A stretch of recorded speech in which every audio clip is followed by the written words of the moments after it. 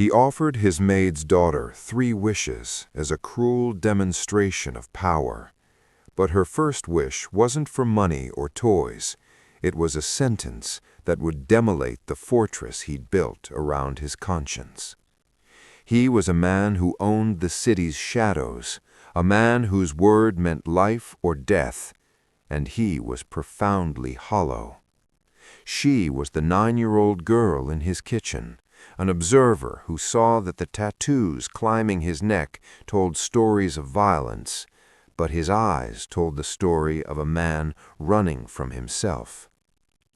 In a fit of arrogant pride, the Mafia boss offered his maid's daughter 3 wishes. He expected requests for dolls or cash, but this girl had just watched him refuse her mother $2,000 for life-saving treatment, the same amount he'd spent on cigars that week. She wouldn't ask for a teddy bear. She would ask for something impossible, a terrifying wish that would strip the Mafia boss of every protection he'd built, forcing him to see what he had become and what he was about to endure. And before I forget, I'd love to hear where you're tuning in from. Leave a comment below. And with that, let's get to the story. He thought fear could control anything until he met the girl who feared nothing. Damian Pokrovsky stood in his study, staring at his own reflection in the floor-to-ceiling windows. Outside, his vast estate was surrounded by armed guards, the gates locked and silent. He was a man who owned territories and futures, a man whose time was measured in deaths and debts, and he was utterly, profoundly empty. 3 floors below, in the sprawling marble kitchen, 9-year-old April Carter sat at the staff table, her schoolwork spread before her. She wore a simple blue dress, her dark hair pulled back. She was waiting for her mother, Jeanne, who worked as the head housekeeper. April was a quiet child, but she was an observer. She saw things. She saw the way Damian's men flinched when he entered a room.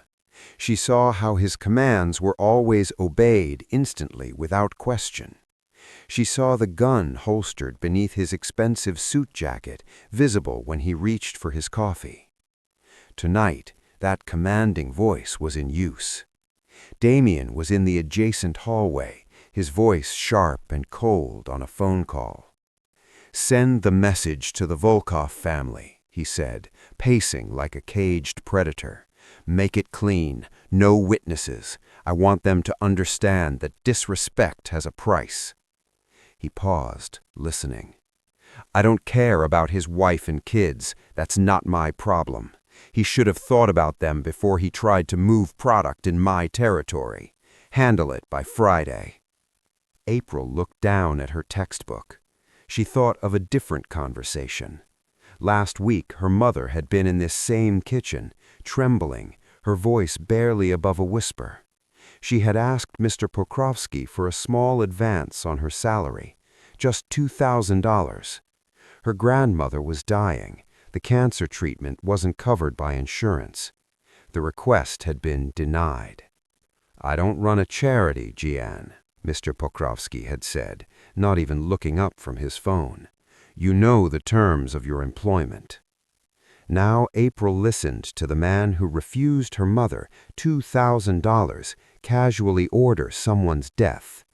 She had seen his accountant leave a receipt on the counter earlier that week, $2,100 for a box of Cuban cigars. "It's about respect, Victor," Damian continued. "It's about sending a message that I control this city.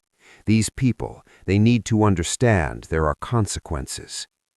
He ended the call and walked into the kitchen, stopping when he saw April. He rarely noticed her. She was usually just a silent presence, disappearing when he appeared. "You're still here?" he asked. It was not a question. "Yes, sir. Waiting for my mom." Damian looked at her, really looked at her, small, serious, with watchful eyes that held no fear. He had just closed a territorial dispute with brutal efficiency. He felt in a mood of expansive, arrogant power. He felt an impulse, the same one that made him eliminate rivals without hesitation. It felt good to be the king. "You're Jian's girl, April." "April Carter, sir." "Well, April Carter," he said, pouring himself a glass of expensive vodka from the built-in bar. "I'm in an excellent mood. I just secured my entire Eastern Territory. I feel generous." He leaned against the marble counter, studying her with predatory amusement. "So, I'm going to do something for you. I'm going to grant you 3 wishes, anything you want. Go on, ask." April just looked at him. "What is it?" he pressed, entertained. "A doll? A new phone? A shopping spree? I could have one of my men take you to that toy store downtown. The whole store, if you want. Name it." From the pantry, Jian emerged, her hands shaking as she wiped them on her apron. Her face was pale with terror. "Mr. Pokrovsky, sir, please don't tease her. She's just a child. April, go to the staff quarters now." "Nonsense, Jian," Damian said, waving his hand dismissively. "Let the girl dream. It's the least I can do. Go on, child. 3 wishes." April didn't think about dolls or phones. She thought of the 2 voices, the cold, final no to her mother and the casual ordering of violence. She thought of her grandmother dying in a hospital bed they couldn't afford. "Why did you say no, Mr. Pokrovsky?" April asked. Damian's smile faltered.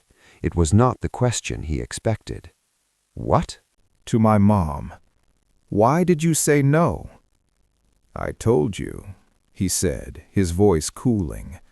"I don't run a charity. Business is business." "But you didn't sound like it was business," April said, her voice small but clear. "You sounded angry, like she'd insulted you just by asking." The air in the room went still. Jean made a small, terrified sound. "April, apologize right now, please." "No," Damian said, his voice dropping dangerously. The amusement was gone. "Let her speak." He felt a strange cold prickle at the base of his neck. No one ever spoke to him this way. No one dared. April stood up, her worn sneakers quiet on the marble floor. "My mom works for you every day. Her hands crack from the cleaning chemicals. She needed help for my grandma.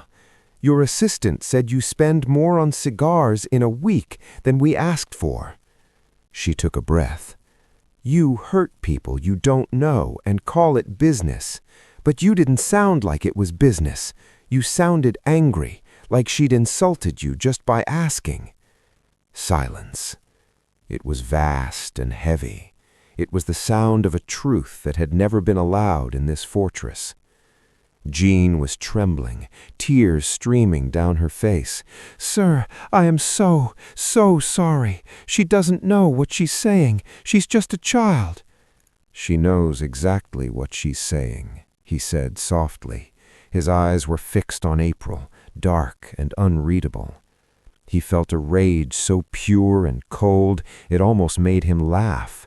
He was being lectured on morality by his maid's daughter, a 9-year-old child standing in his kitchen, in his fortress, surrounded by his armed guards, and calling him a monster. "You are either very brave," he said quietly, each word precise and deadly, "or very, very foolish, child." "My great-grandfather always said truth shouldn't be scary," April replied, her chin held high despite the tremor in her voice. "He said it's just the truth." A flicker of curiosity cut through Damian's anger. "And who was your great-grandfather?" "My great-great-grandfather was Colonel Dmitri Volkov, sir. He fought at Stalingrad. He held the factory district for 3 days with no ammunition, just bayonets and courage." Damian froze. He knew that name. Everyone in this city knew that name. Dmitri Volkov was a legend. A statue of him stood in the central square. He had saved hundreds of soldiers, refused to retreat even when surrounded. Damian himself had paid for the restoration of that statue 5 years ago. Good publicity, good optics. The irony was bitter as poison. This girl, this small child in a blue dress, was descended from a man of actual, undeniable courage, a man who had faced death for something greater than himself. It made her words feel heavier. It made him feel smaller. His arrogance had trapped him. He had made an offer. A man of his word, a man of respect, a man who controlled this city through fear and reputation, could not back down, not in front of the heir of Dmitri Volkov. "Very well," Damian said, his voice tight and controlled. "You have your 3 wishes. Ask your first, but understand this, once you speak it, I will honor it. My word is absolute." He braced himself. He expected her to ask for the money for her grandmother. He expected her to ask for a house or a car, the predictable, selfish grasp of human nature. "My first wish," April said, her voice steady now, stronger, "is for you." Damian blinked. "For me?" "Yes. I wish you would spend 1 whole day living like the people you hurt, for real." She took a breath and delivered the final, impossible condition. "With no guards, no weapons, no money, and without anyone knowing who you are."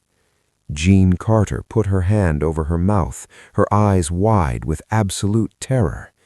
Damian Pokrovsky just stared. The request was absurd. It was a death sentence wrapped in a child's wish. 1 day, vulnerable in territory he controlled through fear. He ran an empire of violence. He didn't survive by being helpless. He commanded, he dominated. He never, ever put himself at the mercy of others. "Do you have any idea what you're asking?" he whispered, his fury returning like ice in his veins. You dare throw my own offer back in my face like a weapon?" "No, sir. I just want you to see what it feels like to be afraid, to need help and have no one answer." She paused, and her next words hit him harder than any bullet ever could. I think you might understand things better. You don't look very happy, Mr. Pokrovsky. Not ever." That struck him like a physical blow. It was the one truth he never allowed himself to think. He wasn't happy. He was just powerful. And power, he was beginning to realize, was a very different thing from peace. The game had begun.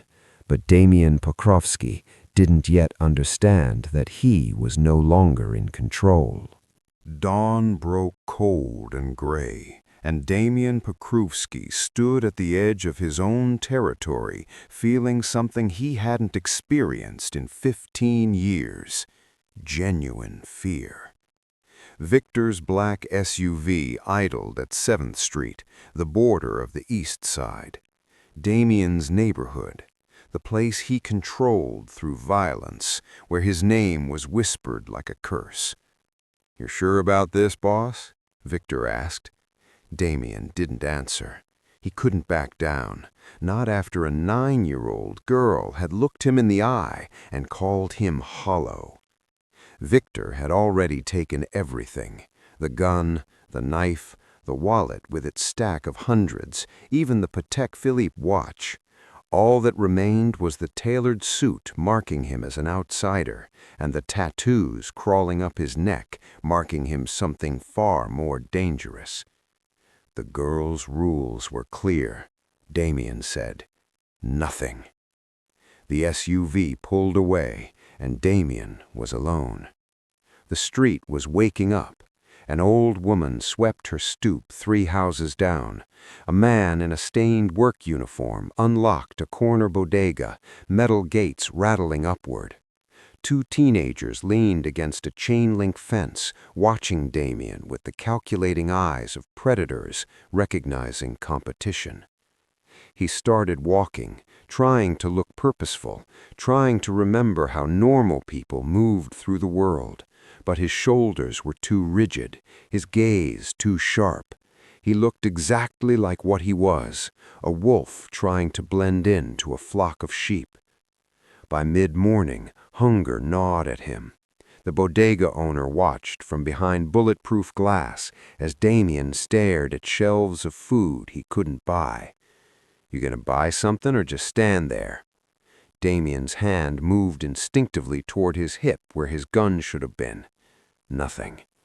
He left empty-handed. The owner's derisive snort followed him into the street. The day dragged on with the weight of humiliation. His expensive suit and visible tattoos made people nervous. A construction foreman told him to get lost before you bring trouble.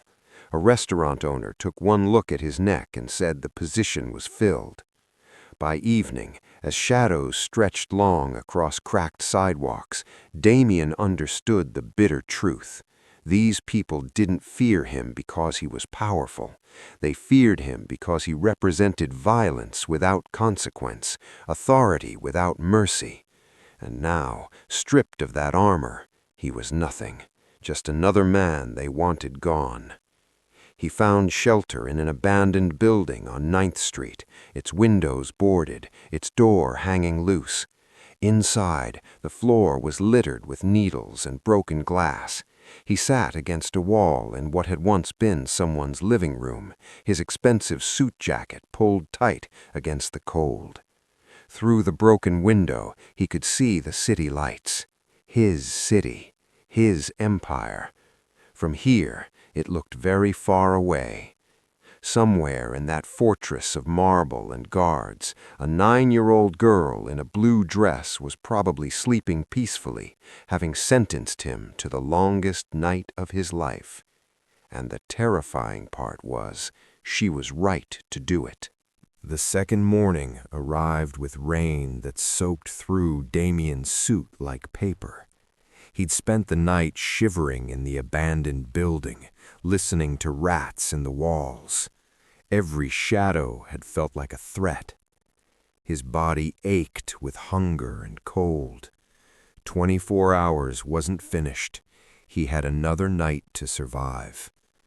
The suit that had cost $3,000 hung wrinkled and stained. His armor of respectability was crumbling. He needed shelter, real shelter. The rooming house on 10th Street looked barely habitable. A sign read, "Rooms available." The woman who answered was maybe 60, worn by hard living. She looked at him with practiced wariness. "I need a room," Damian said. "Cash up front, $40. "I don't have money, but I can work." "No money, no room." She started to close the door. "Please." The word tasted like ash. "Just somewhere warm." Her eyes lingered on his neck tattoos, his ruined suit. "You're trouble. Get lost." The door slammed. He tried 3 more places, each rejection carved deeper into his pride. By late afternoon, desperation drove him to the Riverside Apartments, a building he knew too well. 5 years ago, Damian needed this property. The owner, Joseph Katz, had refused to sell. So Damian had sent 2 men with a baseball bat and specific threats about Joseph's 8-year-old granddaughter. Joseph had sold for a fraction of its value. Now Damian stood outside the cramped office, watching Joseph sit at a desk, reading. He should walk away, but the rain was falling harder, night was coming, and he was so tired. He pushed open the door. Joseph looked up. For a moment, no recognition, just an old man seeing a wet stranger. Then his eyes focused on the tattoos, the scar above Damian's eyebrow, and his face went white. "You," Joseph whispered. "I need—" The old man stood, chair toppling backward. "Get out. Please. You think I forgot? My granddaughter had nightmares for a year. She was 8 years old, and your animals told her they knew what school she went to." Joseph stepped forward, smaller, frailer, barely able to stand straight, but he walked until he was inches away and looked up with pure contempt. Then he spat. The saliva hit Damian's cheek. "That's what you deserve. Now get out before I call the police." Damian stood frozen. He could have killed this man with his bare hands. 5 years ago he would have, but now, stripped of everything, he could only stand there with spit running down his face and feel the full weight of what he'd done. He turned and walked out into the rain. That night, back in the abandoned building, Damian sat in the dark and finally understood what April had wanted him to see. These people didn't respect him. They were terrified of him. And terror wasn't loyalty or power. It was just another kind of prison for everyone involved. The third morning, Damian woke to church bells and realized he was crying. Not angry tears or calculated manipulation. These were helpless tears of a man whose body had overruled his pride. He was starving. His stomach had stopped growling, replaced by a hollow ache that made him dizzy. 28 hours since Victor had driven him here. 28 hours since he'd eaten. The soup kitchen was in St. Augustine's basement. All welcome, no questions asked. Damian stood across the street for 10 minutes before hunger drove him down those steps. The line was forming. Elderly men, a young mother with a toddler. No one looked at each other. There was an unspoken etiquette to desperation. The man in front of him glanced back at Damian's ruined suit, his tattoos. "First time?" Damian nodded. "They're good people here. Name's Eddie. Damian." When he reached the counter, a woman in her 50s stood behind it, gray hair in a bun. Her name tag read Dorothy. She looked at him without judgment, without fear, without recognition. "Good morning, sweetheart," Dorothy said, ladling watery oatmeal into a bowl. "We've got coffee, too, and bread on the table." Damian took the bowl with shaking hands. It looked like poverty in a bowl. It looked like salvation. "Thank you," he whispered. Dorothy studied him, the expensive fabric beneath the grime, the way he held himself like a man unused to asking. "Are you in trouble, honey?" The question was so simple, so genuinely concerned. No one had asked if he was okay in longer than he could remember. People feared him, obeyed him, profited from him, but no one cared. Something cracked in his chest. "I don't know," he said. "I think maybe I've been in trouble for a very long time." Dorothy touched his hand briefly, her fingers warm against his skin. "You're safe here. Take your time eating, and there's more if you need it." Damian sat in a corner, back to the wall. The first spoonful tasted like nothing. The second tasted like shame. By the third, he couldn't taste anything through his tears. Eddie sat down across from him. "First time's always hardest," Eddie said. "Accepting kindness when you got nothing to give back?" Damian nodded. "That's pride, but being humble enough to take help, that takes real strength." "I've hurt a lot of people," Damian said quietly. Eddie looked at him with knowing eyes. "Most of us down here have. Question is, what you do about it now." When Damian left an hour later, stomach full for the first time in days, he stood outside and looked back at the basement entrance. Victor would arrive in 6 hours. The 24 hours would be finished. He could return to his fortress, his empire, his controlled world. But something had shifted. Dorothy had called him honey and meant it. These people had nothing, but they'd given him something no money could buy. They treated him like he was human, and for the first time in 20 years, Damian Pokrovsky wanted to deserve it. Victor's SUV pulled up at exactly the 24-hour mark. Damian climbed in without a word, his ruined suit still damp. Victor handed him water and a clean shirt, but didn't ask questions. The guards nodded as they passed through the gates. The staff averted their eyes. Everything was exactly as he'd left it.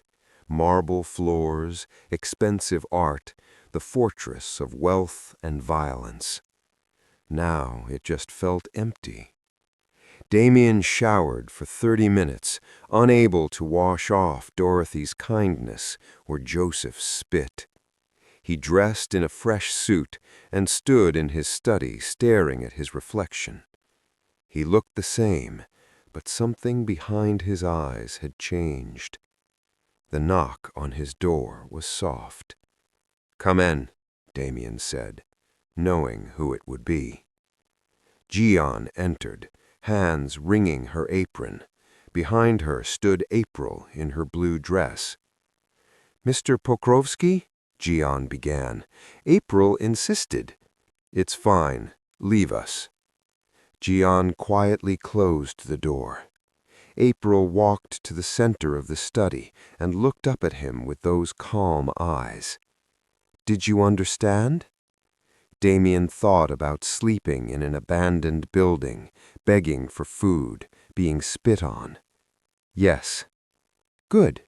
Then you're ready for the second wish." Damian's jaw tightened. Part of him had hoped one wish would be enough, but mercy wasn't the same as letting him off easy. "What is it?" "I wish you would visit the family of Anton Kozlov, see what you took from them." The name hit like a physical blow. Anton Kozlov, 2 years ago, mid-level operator who'd skimmed profits. Victor had handled it. Clean, professional, necessary. Damian had signed the order over breakfast and forgotten about it by lunch. "Anton Kozlov was a thief," Damian said carefully. "There are consequences. He was also a father, a husband, a person." "Damian, you don't understand. His daughter Sophia is my age. His wife Elena works 2 jobs and still can't pay rent. His son Mikhail dropped out of school to help." "How do you know this?"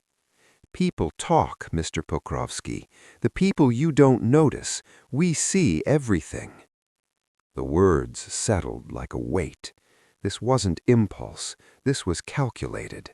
She'd known exactly what would cut deepest. "What do you want me to do? Say, I'm the man who killed your husband?" "No. Pretend to be someone who knew him, someone from work. I want you to see what Anton's life was, the photos, the toys, the empty chair at their table." She stepped closer. "You made him disappear like he was nothing, but he wasn't nothing. I want you to see what you really took." Damian felt something cold settle in his stomach. The first wish had stripped his armor. This would force him to see the human cost of decisions made from this fortress. "And if I refuse?" April looked at him steadily. "Then you prove nothing changed, that Dorothy's kindness didn't matter, that you're exactly the hollow man I thought you were." The words echoed Dorothy's question. "Are you in trouble, honey?" Yes, he'd been in trouble for years. The only way out was confronting what his violence actually meant. "When?" "Tomorrow. Elena Kozlov is home on Sundays." April turned to leave, then paused. Anton had a coffee cup that said "World's Best Dad." Elena couldn't throw it away. It's still there, empty. She left, and Damian stood alone, staring at his hands. Tomorrow he would face what those hands had destroyed. Damian stood across the street from the apartment building, unable to move. The 4-story walk-up sagged, its bricks stained with grime. He owned this building through a shell company. He'd never actually seen it before. He dressed carefully, jeans, plain jacket, baseball cap, no watches, no suits. This had to be done alone. Apartment 3C. Friend from the warehouse heard about Anton. The stairwell smelled of cooking oil and bleach. Children's voices echoed above. He knocked on 3C. 3 soft raps that felt like a confession. The woman who answered was maybe 35, but looked older, worn with exhaustion. She wore a waitress uniform, name tag reading Elena. "Yes?" she asked. "Mrs. Kozlov? I'm David. I worked with Anton at the warehouse. I heard what happened." Elena's face crumpled briefly before she caught herself. "That's kind. Please, come in." The apartment was small, maybe 600 square feet, holding a family's entire life. Worn but clean furniture, children's drawings on the walls. A photograph of Anton sat on a side table. Kind eyes, broad smile, his arm around Elena. Damian felt something crack inside his chest. "Sorry for the mess," Elena said, moving toys off the couch. "Sophia, Mikhail, come say hello." 2 children appeared, a girl April's age with serious eyes, and a teenage boy with guarded suspicion. "This is David. He worked with your father." Sophia's face lit up. "Did you know my papa well?" Damian looked at this child and felt his lies dissolve. "Yes, he was a good man." The words tasted like ash and truth. "Mikhail, watch your sister," Elena said. The children disappeared. Elena gestured for Damian to sit, then went to the kitchen, a corner with a hot plate and mini fridge. Through the doorway, Damian saw it, the coffee cup, "World's Best Dad" in faded letters, clean and empty like a shrine. "Coffee? Tea?" "Nothing, thank you." Elena sat across from him. "It's nice to have visitors who knew Anton. Most of his friends stopped coming after he disappeared." "Disappeared," Damian repeated quietly. "They never found his body. Police said he got involved with the wrong people. But Anton wasn't like that. He was trying to provide for us." "I'm sure he was." "He worked double shifts, missed Sophia's birthday, was saving for Mikhail's college." She looked up with eyes holding an ocean of grief. "Do you know what happened to him? The police won't tell me anything." Damian's throat closed. He should confess, end the charade, tell her he'd signed Anton's death order over breakfast. The words wouldn't come. "I don't know. I'm sorry." Elena walked to a shelf, picked up a framed photo. Mikhail's 8th grade graduation. Anton was so proud. His son was going to be the first in the family to go to college. She handed it to Damian. Anton stood with his arm around younger Mikhail, both beaming. Sophia held balloons. Elena laughed off camera. They looked whole. Damian had taken that with a single signature.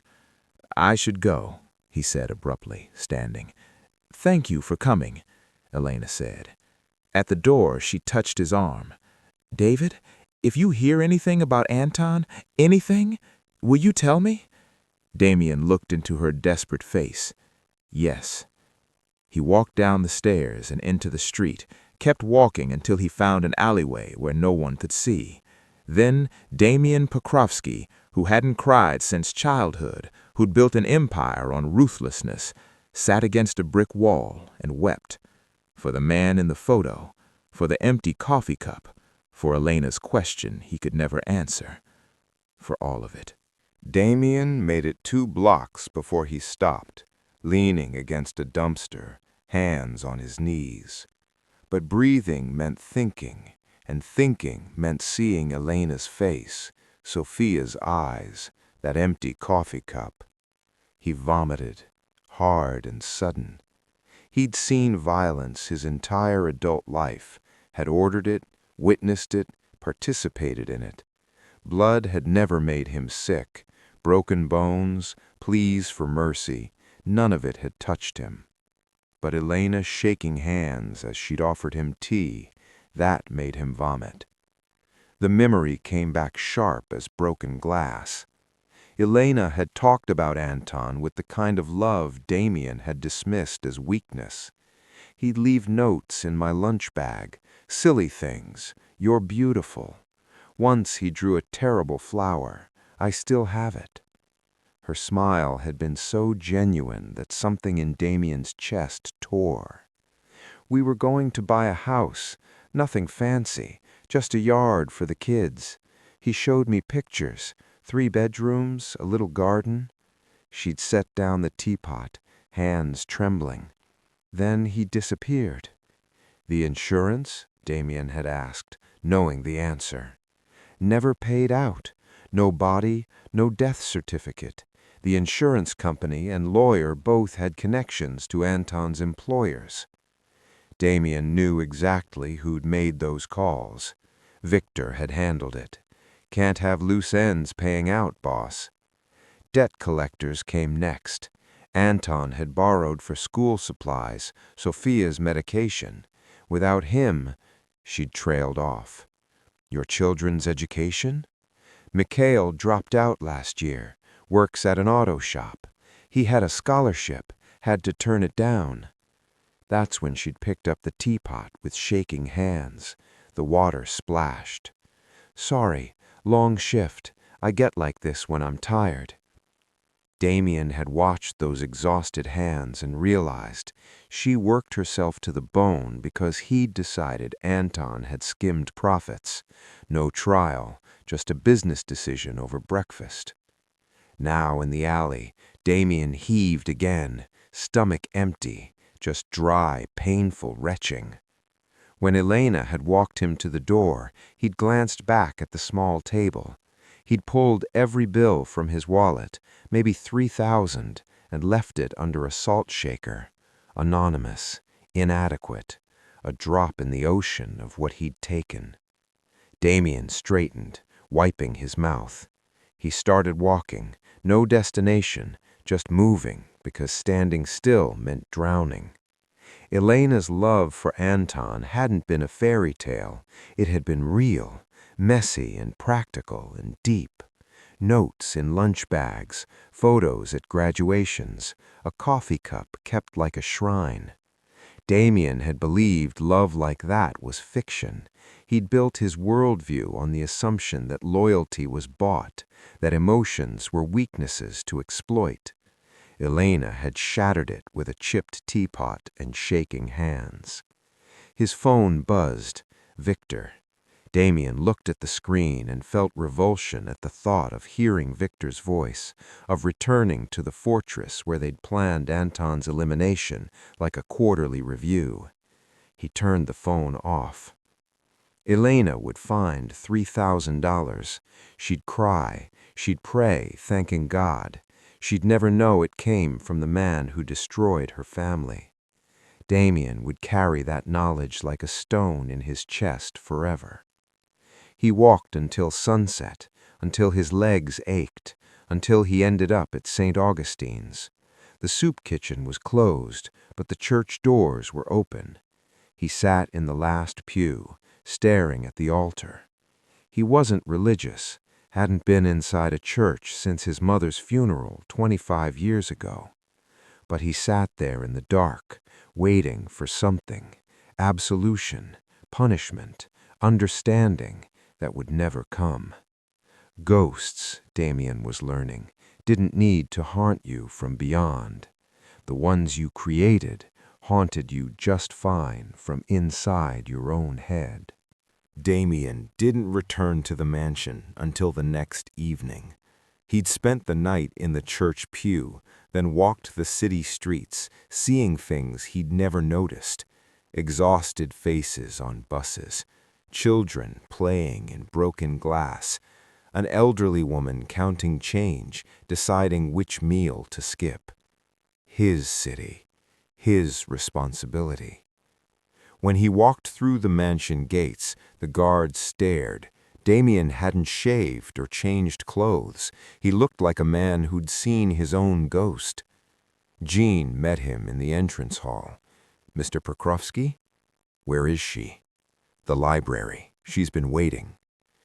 April sat in an oversized leather chair, drawing in a notebook. She looked up, studying him with those calm eyes. "You went to see Mrs. Kozlov," she said. "Yes. What did you learn?" Damian sank into the chair across from her. That Anton Kozlov wasn't just a number. He left notes in lunch bags, dreamed of buying a house. His son gave up a scholarship because I decided Anton had stolen from me. His voice cracked. He had a coffee cup that said, "World's Best Dad." His wife keeps it, empty. April set down her pencil. "Do you understand now?" "Yes." They sat in silence. Outside, the sun was setting, painting the sky blood and gold. "I left her money," Damian said. $3,000. It's not enough, but I didn't know what else to do." "You couldn't tell her the truth." "No, because I'm afraid." Damian looked at this 9-year-old who saw through every defense. "I'm afraid of what she'd do if she knew. I'm afraid of what I'd become if I confessed. I'm afraid that all of this," he gestured at the mansion, "is built on graves I can't count." April nodded, as if he'd finally given the right answer. "Then you're ready for the third wish." Damian felt his stomach drop. "What is it?" April walked to the window where daylight was fading. "I wish you would save one life, without your guns, without your money, without your name, just you." The words settled over him like a sentence. "I don't know how to save anyone. I only know how to destroy." She turned to face him. "That's why this is the third wish. The first taught you powerlessness. The second taught you what your power has destroyed. This will teach you what you could have been. And if I fail, then you fail. But at least you'll have tried to be human instead of pretending to be a monster." "How am I supposed to find someone to save?" "You won't have to," April said. "They'll find you when you're ready to see them." She walked to the door, then paused. "The person you save might not thank you, might not even know you saved them. That's okay. You're not doing it for gratitude." "Then why?" April looked back with those eyes that sentenced him to transformation. "Because you'll be doing something that matters more than your empire, and you need to know what that feels like." She left. Damian stood alone, surrounded by unread books and fading light, wondering what it meant to save a life when you'd spent 2 decades learning only to take them. This time, he couldn't hide behind money or power or fear. This time, he would have to use the one thing he'd buried so deep he wasn't sure it still existed: his humanity. And he had no idea if there was anything left to find. The information came from Victor the next morning. Marcus Bennett, 15, lives on 9th Street with his grandmother. Volkov crew's been circling him. Kid's smart, tough, exactly what they want. "What's the initiation?" Damian asked. "Tomorrow night, beat up a store owner who won't pay protection." Damian closed his eyes. Recruit them young, lock them in with blood, own them forever. He'd built his empire on it. "Boss, you want me to make a call? Scare the Volkovs off?" "No, I'll handle it." "Handle it how?" "Alone. That's Volkov territory." Damian hung up. That evening, Damian dressed in jeans and jacket. No watches, no designer labels, just a man with scars and regrets. He found Marcus in a parking lot behind a shuttered convenience store. The boy sat on a concrete barrier, headphones in. Tall for 15, already carrying himself with careful awareness. Damian approached slowly, hands visible. "Marcus?" The boy's head snapped up, hand moving toward his waistband. "Who the hell are you?" "Someone who made the choice you're about to make. Someone who wishes he hadn't."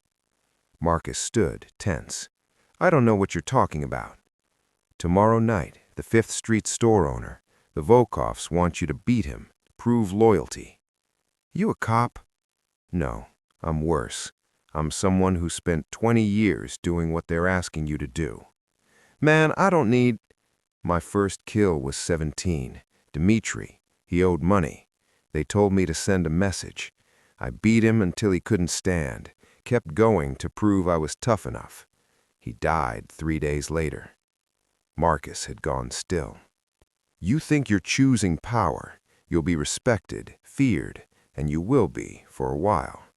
In the dim light, Marcus could see the scars on Damian's neck, the weight of years in violence. "But every life you take takes a piece of you. One day you wake up and realize you're just ghosts and regrets wearing a human face." "You don't know me," Marcus said, voice losing its edge. "I know that look in your eyes. I had it once. You think you don't have choices." "There ain't another path, not for people like me." "That's what I told myself. That's the lie that made it easier. But there's always another path. It's just harder. It doesn't come with respect or fear. It comes with staying human." "Why do you care?" "Because a 9-year-old gave me 3 wishes. The third was to save one life with just truth. You're that life." "That's crazy." "I know.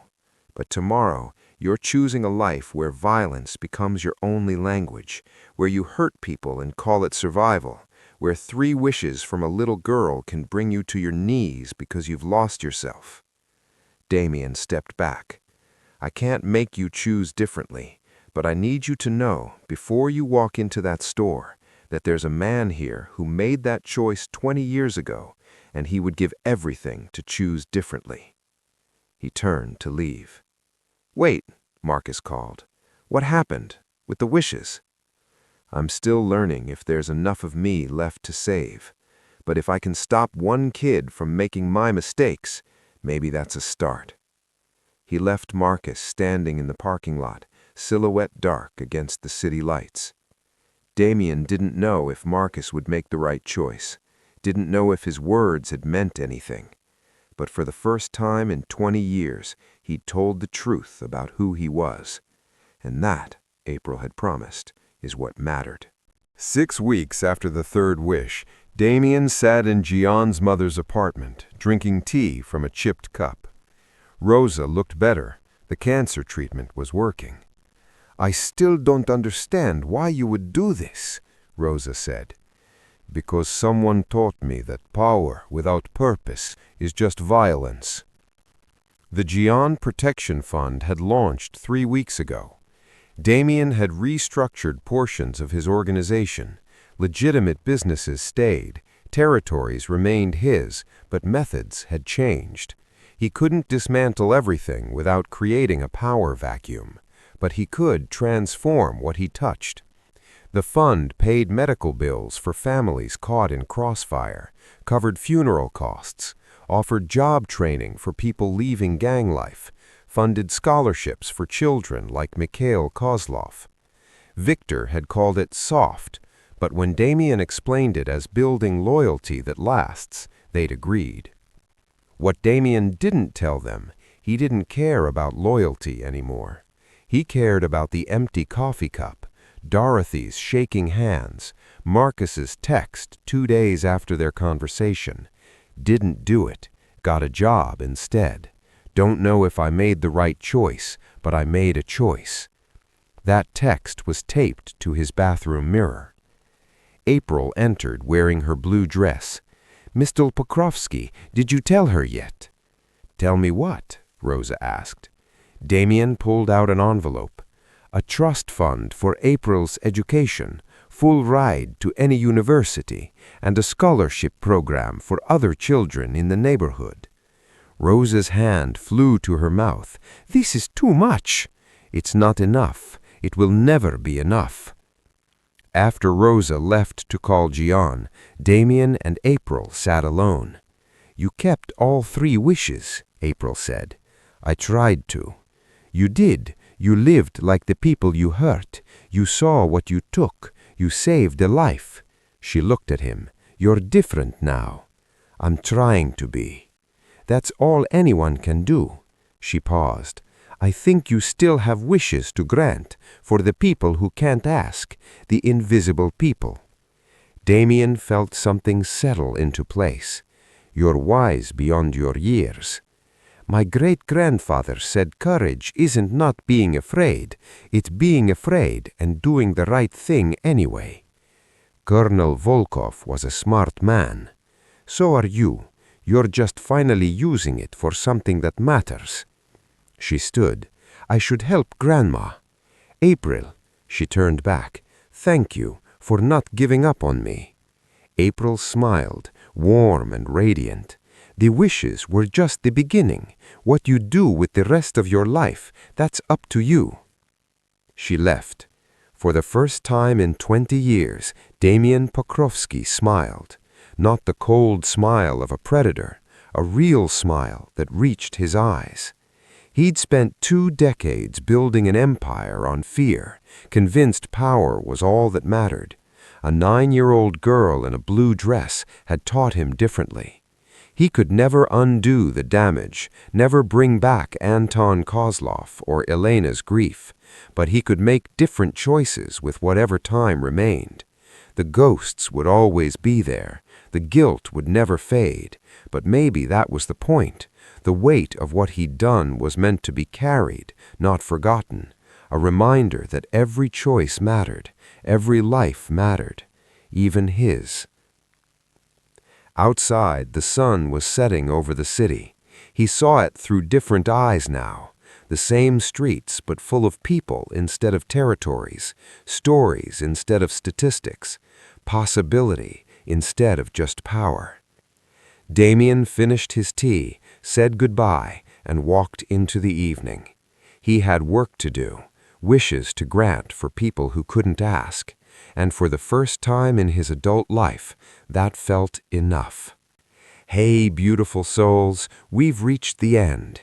If this story touched your heart, drop a comment below. Tell me which moment hit you hardest. And if you haven't subscribed yet, do it now.